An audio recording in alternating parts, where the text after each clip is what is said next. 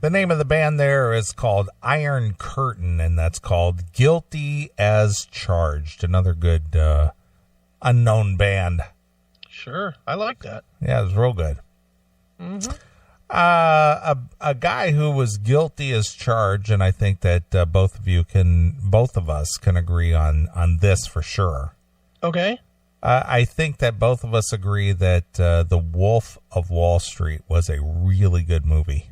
Yes, excellent movie. Yeah. How many times have you watched it? Oh, 5 or 6 now. Yeah. I think I've watched it 4 or 5 times. Yeah, it's definitely one of those that I like to watch quite a bit, actually. Yeah, it's just something. It was a very well put together movie. Mm-hmm. And it was a lot of fun. And of course, staring at Margot Robbie was not an issue. Yeah, that didn't suck. She was pretty hot in that movie. Mm-hmm. Although I haven't really seen much of her since that movie. Well, let's see what she's up to. Let's see here. Maybe she's just doing movies that we don't like. Margot, Robbie, right? Yeah, Robbie. Margot Robbie. What are you up to, babe?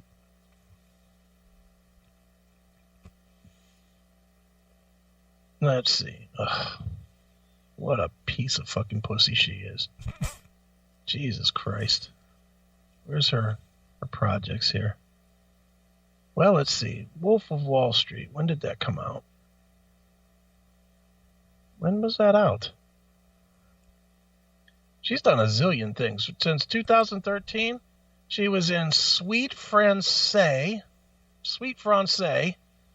Z for Zachariah, Focus, The Big Short, Whiskey Tango Foxtrot. That was fairly big, wasn't it? Yeah, I've seen it pop up on Netflix. That's with that Tina Fey, right? I think. Yeah, she's in that. The Legend of Tarzan. Haven't watched that. Suicide Squad. Nope, don't know it. I, Tanya. She was in the Tanya Harding story. All right, I didn't see that one either. And then she has 1, 2, 3, 4, 5, 6, 7, 8 coming out between now and 2019. Okay. So she's going to be busy. Well, regardless, she made an impact, in that movie, in Wolf of Wall Street. Right. As far as anything after that, not that familiar with it. She's a hot piece of pussy. That's for damn sure. Mm-hmm. Smokes. Margot Robbie, naked. Yeah. Naked. Let's see what we got here. Yeah, she was naked in Suicide Squad, too. Let's see what we're looking at here. Look at those tits. Nice little perfect. All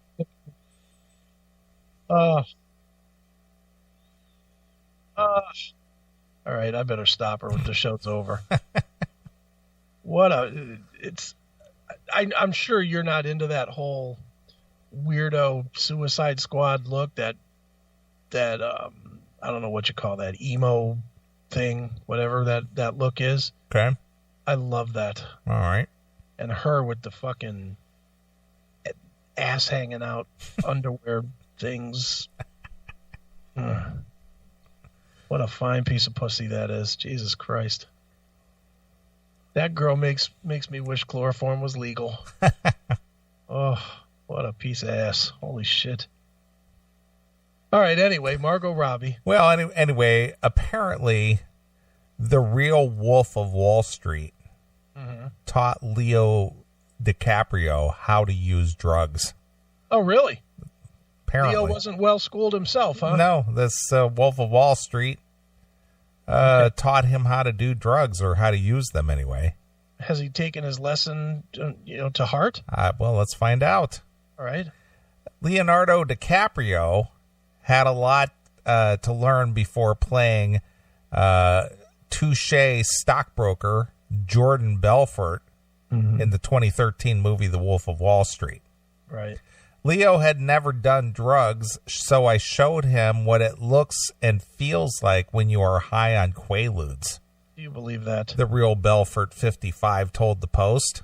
Do you believe he'd never done drugs? Well, he didn't say he never did drugs. He said Leo had never done drugs. No. Just read that. No, he said Leo, yeah, you're right. I just had to reread that again. Yeah, he said Leo never did drugs. I don't believe that. It's hard to say. So the real Belfort, 55, told the Post, I started crawling around. We were both on the floor, drooling. His father walked into the room and asked us, what the fuck are you guys doing? Now sober for 20 years following the near-fatal overdose and having served 22 months in prison for stock fraud. That's all, just 22 months? Yeah, that's not bad. Yeah. And money laundering, Belfort says he has more to teach the world as he pursues his redemption. So is he a millionaire again? Did he lose his millions? He had to. If it was stock fraud, they had to take his money, didn't they? I don't know. I mean, Did he hide any of it? Yeah, you would hope. I mean, that would be terrible and wrong. Dude, these pictures of Margot Robbie in the fucking chat room. Yeah, I see them. Ugh. And the best picture of the three is the one where she's dressed with the shoe on the guy's head. Yeah. That's hot. Yeah, that's the Wolf of Wall Street. Yeah, everything's hot in that picture except for the baby. No, not even a thought of a baby is allowed when you're looking at that girl. Yeah, she's got her little short skirt on and letting them peek up her dress. Just looking at those little pink lips, just fucking moist. He wants to sop that fucking moisture up with that tie he's wearing and just wear it around for the rest of the day so he could smell the goodness. She is fucking hot. Yeah. Jesus God. All right, go ahead. All right. There's a lot of naked photos of her out there. Oh, she is fucking stunning. Yeah, surprisingly, as many naked photos of a starlet. She is stunning. No, she needs to release a sex tape. I mean, have one stolen. Right. Whatever. However, I would watch that over and over. That would be a good one. Boy, Pornhub would have me for life. Oh, she's fucking hot.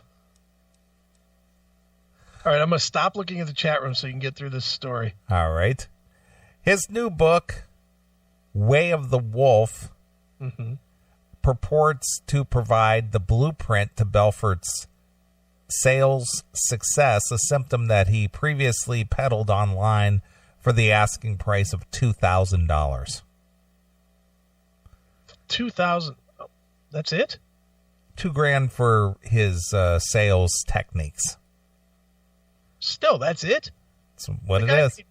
Billions of dollars. Well, you have to apply it to make it work for you, though. Sure, but I mean, to take a course would cost you.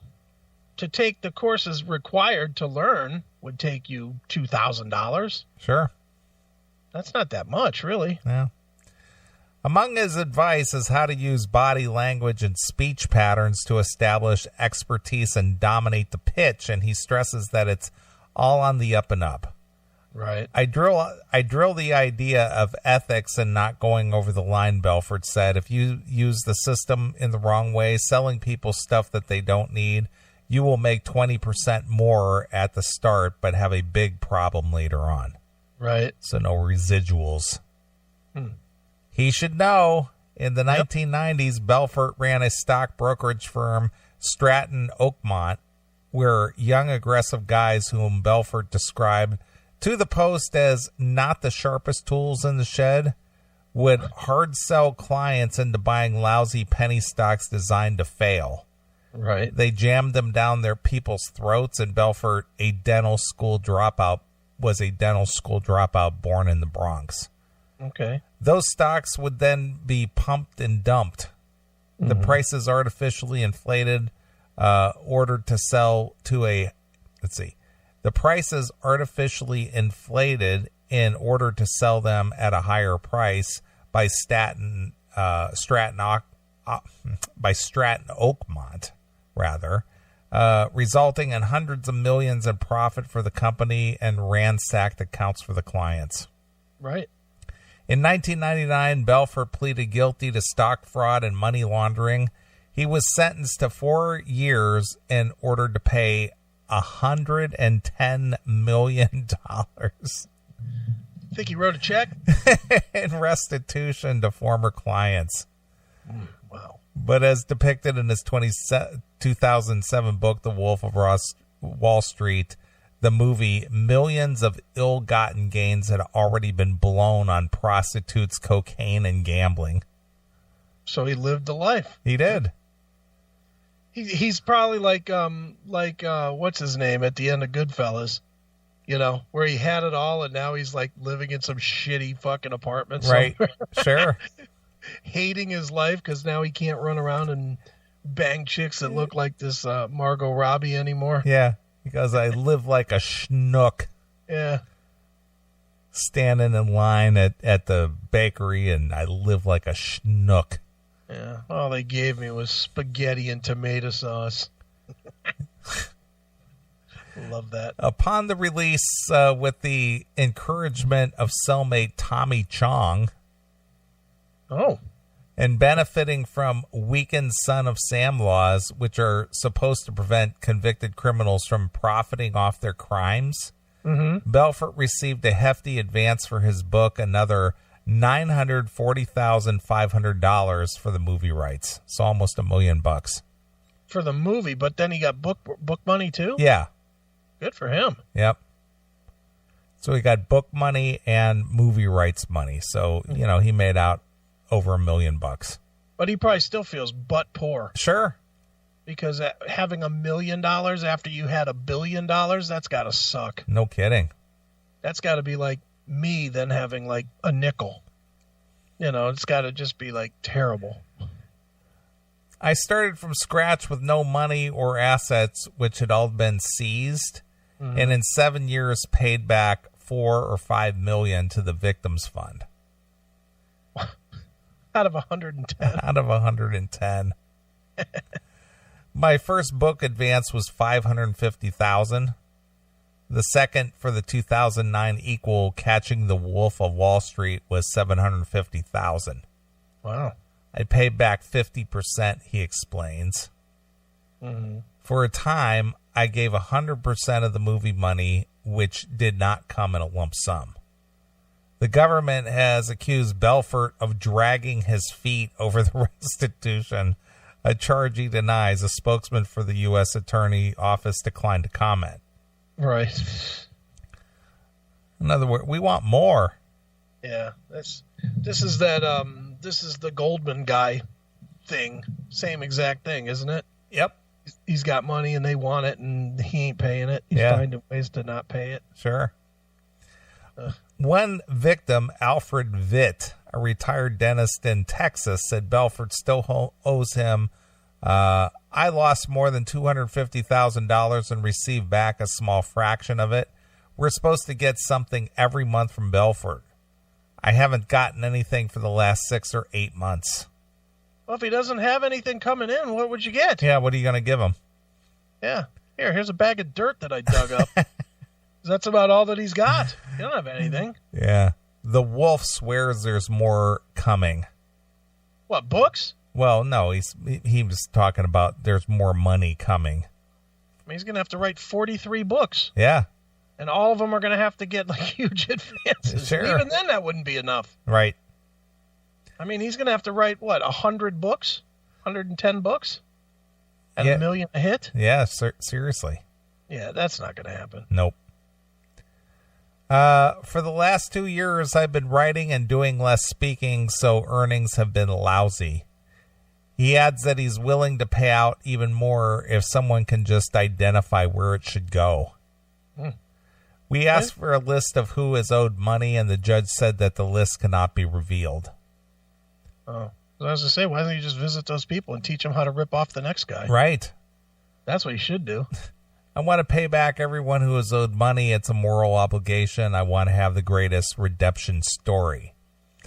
Today, Belfort lives with his partner of 10 years, Ann Cope, in Lux Manhattan Beach, California home by the Pacific Ocean, speaking engagements as many as $150 a year that generate up to $100,000 per day. Damn, times 150? That's 150, what, 100, yeah, 100,000 times 150. Let me do it. That's $1,500,000, right? Well, I'm going to do the math because we keep getting criticized. I know. It's $1,500,000. 150,000 times what? It's 100,000 times 150. It's clear.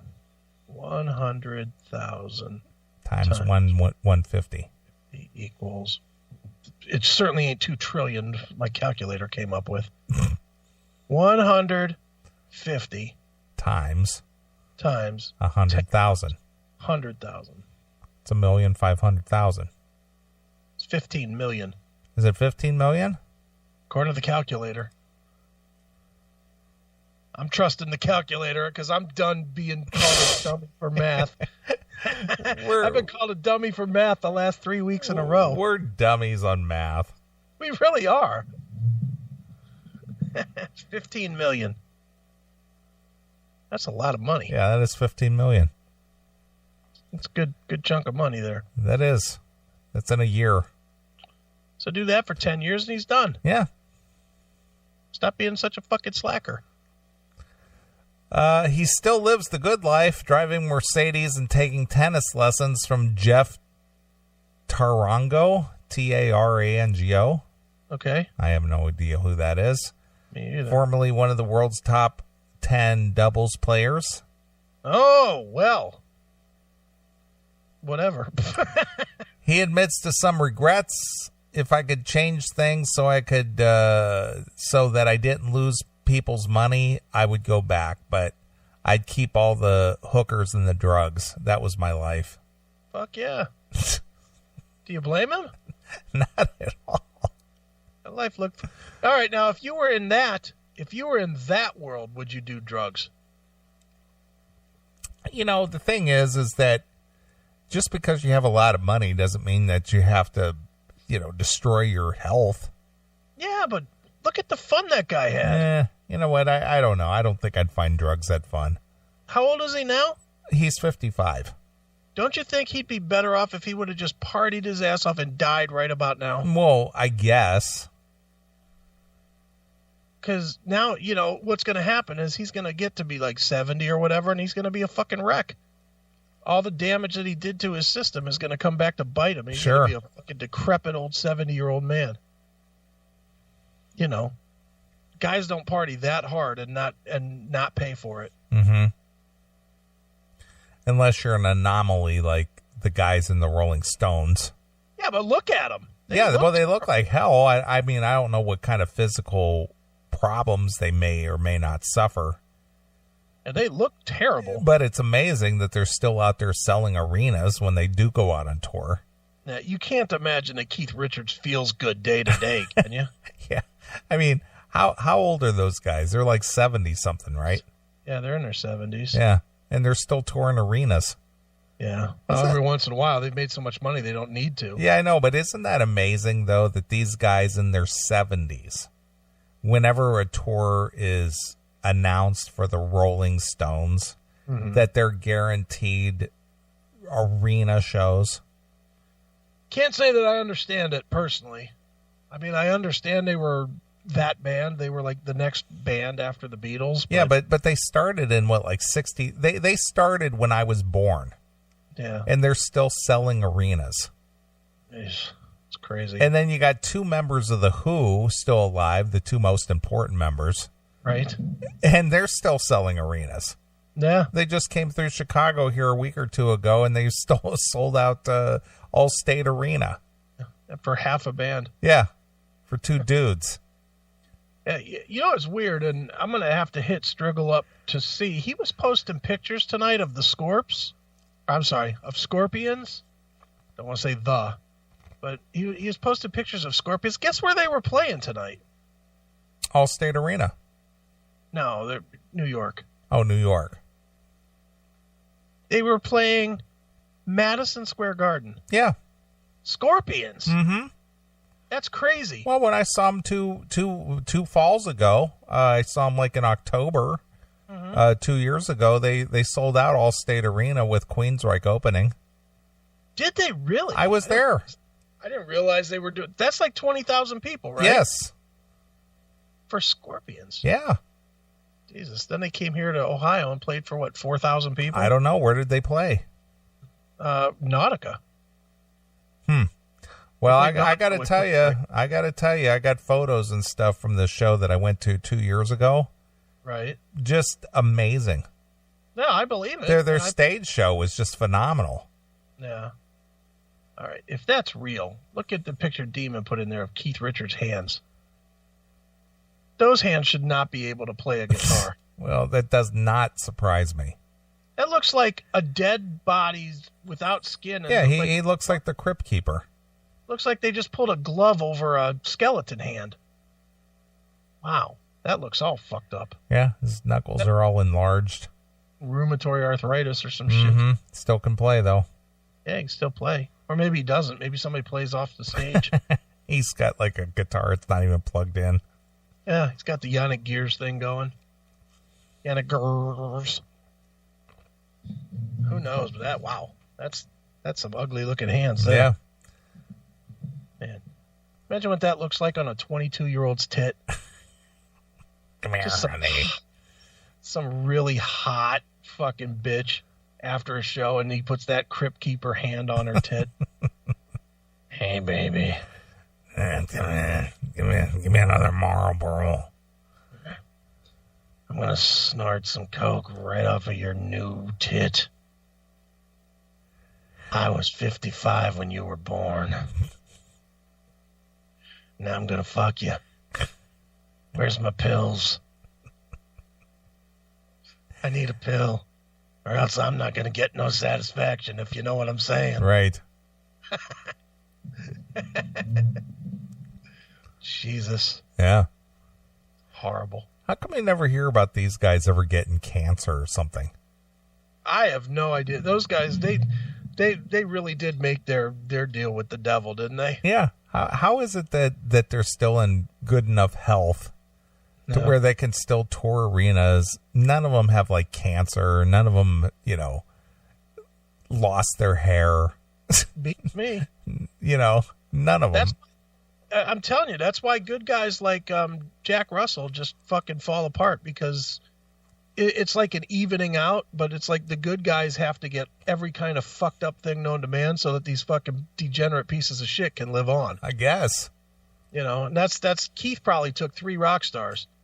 Keith is probably responsible for what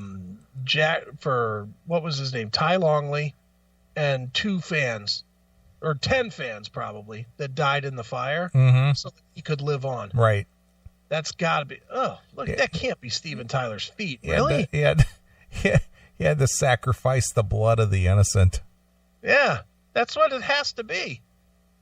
Because how could Keith Richards, the guy has been fucking doing drugs for 60 fucking years at this point. Well, look at Lemmy. I mean, the guy was doing crystal meth, drinking Jack every night, smoking cigarettes. Yeah. And he lived till he was 70. Yeah. And really didn't break down until those last, 2 months? Yeah.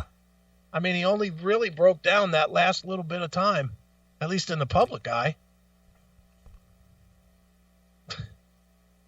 Amazing. And that's probably why Heath Ledger died. To give Lemmy more juice. Yeah. It's got to even out, doesn't it? Got to sacrifice the blood of the innocent. That's right. Speaking of these older rock stars. Yeah. Now, when Don was on the show a couple of months ago, and we were discussing radio, he said that one of his favorite shows that he likes to listen to on commercial radio is that Jonesy's Jukebox on KLOS in the afternoon. It was Steve Jones. Yeah, formerly of the Sex Pistols. Mm-hmm. And I guess he's doing his in-studio guest interviews on camera now. Okay. Which they're releasing to YouTube. All right. Did you see the one I sent you over of Ozzy? Yes. Did you watch that? I watched a bit and I got annoyed and turned it off. I was just like, holy shit. I don't know how you translate Ozzy anymore. I don't even know that I would want to. Would you want to interview Ozzy at this point? No. I mean, it would be cool for the rep point of it. But man, oh man, it just doesn't make any sense. And all that, you can't tell when he's really saying a word and when he's just stuttering. He's difficult, man. And I think he's trying. I don't think he's trying to be difficult. I think he just can't speak. It's sad. But yeah, I've been watching that whole Jonesy's Jukebox, the video interviews. Sure. Recently, because does he do good interviews? Well, most of these people that come into the studio, he has like some friendship with. Okay. So it seems like a lot of what they discuss are kind of like inside. Yeah, it's like they're both familiar with the subject material, whatever that is. Right. And they talk about it, and you're just sort of like an outsider looking in. Okay. But overall, it's okay. I mean, he's an English bloke, right. So he's got English accent, mm-hmm. And he's interviewed like Brian May and obviously Ozzy and. Right. He had, I think he had, I watched the one with Paul Stanley. Okay. And they were all good. Did he interview anybody that's had a hit within the last 25 years? Nah, not so much. Right. There are a lot of the classic rockers. Sure. Because, he plays more of the older material. Right. A lot of deep cut stuff. Right. Does he play his own album, Fire and Gasoline? Oh, I don't know. That is a fucking killer record mm-hmm. for people that want to go and dig something out. That record rules. I think it's called Fire and Gasoline. It's fucking amazing. Mm-hmm. But yeah, he's got I guess a pretty good gig with KLOS and does a Monday through Friday show, and right. He's got a little more carte blanche than most DJs do. And, he doesn't have to take the break every 10 minutes. Right. Well, because if they tell him that he has to, he'll be like, fuck you, I'm out of here. Yeah. So it's hard to conduct a thorough interview or have a good conversation when you're having to do a commercial break every 10 minutes. Right. So he gets to go for extended periods of time before he has to take a break. Right. But, yeah, it's on YouTube if you want to look it up. It's called Jonesy's Jukebox. All right. And it's Steve Jones, former guitarist of Sex Pistols. Right. And, pretty good stuff. That's cool, man. I'll have to check it out. Yeah, it's one of those rare opportunities where somebody like that can have a commercial radio station show. Right. And not have to follow a strict clock or format. Sure. So it doesn't happen much anymore, that's for sure. Yeah. So if you like interviews and whatnot, that's a good outlet for that. Cool. All right.